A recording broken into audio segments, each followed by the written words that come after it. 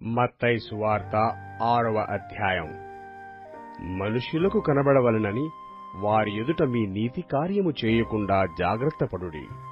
లేని ఎడల పరలోకమందున్న మీ తండ్రి యొద్ద మీరు ఫలము పొందరు.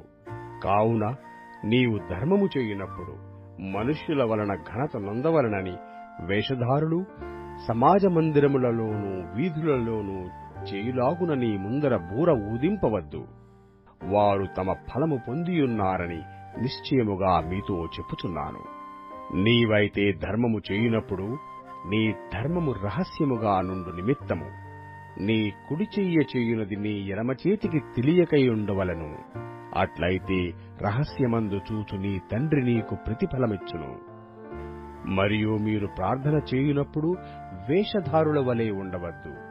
మనుషులకు కనబడవలెనని సమాజ మందిరములలోనూ వీధుల మూలలలోనూ నిలిచి ప్రార్థన చేయుట వారికిష్టము.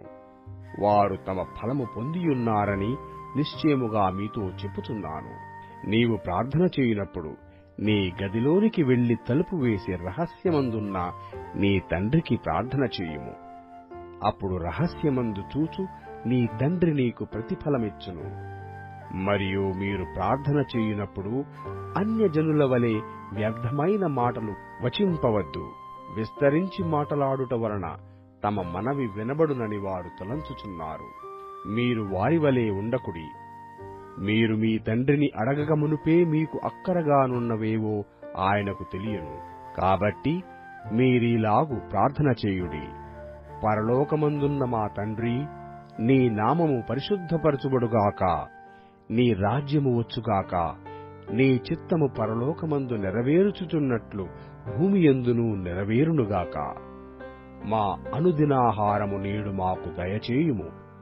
మా రుణస్థులను మేము క్షమించియున్న ప్రకారము మా రుణములు క్షమించుము. మమ్మును శోధనలోకి తేక దుష్టుని నుండి మమ్మును తప్పించుము. మనుష్యుల అపరాధములను మీరు క్షమించిన ఎడల మీ పరలోకపు తండ్రియు మీ అపరాధములను క్షమించును. మీరు మనుష్యుల అపరాధములను క్షమింపకపోయిన ఎడల మీ తండ్రియు మీ అపరాధములను క్షమింపడు. మీరు ఉపవాసము చేయునప్పుడు వేషధారుల వలె దుఃఖముఖులై యుండకుడి. తాము ఉపవాసము చేయుచున్నట్టు మనుష్యులకు కనబడవలనని వారు తమ ముఖములను వికారము చేసుకొందురు. వారు తమ ఫలము పొందియున్నారని నిశ్చయముగా మీతో చెప్పుచున్నాను. ఉపవాసము చేయుచున్నట్టు మనుష్యులకు కనబడవలనని కాక రహస్యమందున్న నీ తండ్రికే కనబడవలనని నీవు ఉపవాసము చేయునప్పుడు నీ తల అంటుకొని నీ ముఖము కడుగుకొనుము.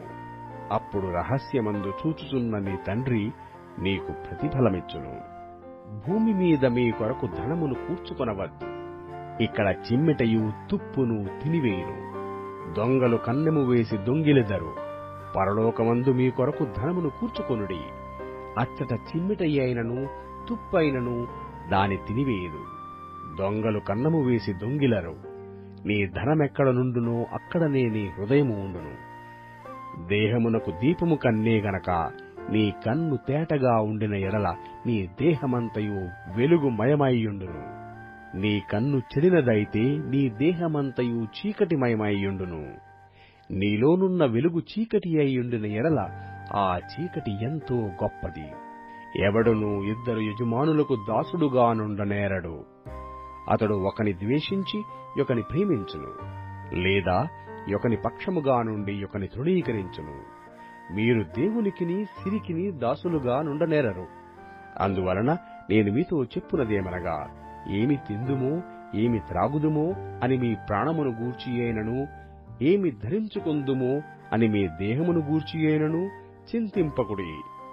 ఆహారము కంటే ప్రాణమును, వస్త్రము కంటే దేహమును గొప్పవి కావా? ఆకాశ పక్షులను చూడుడి. అవి విత్తవు, కోయవు, కొట్లలో కూర్చుకొనవు. అయినను మీ పరలోకపు తండ్రి వాటిని పోషించుచున్నాడు. మీరు వాటికంటే బహుశ్రేష్ఠులు కారా?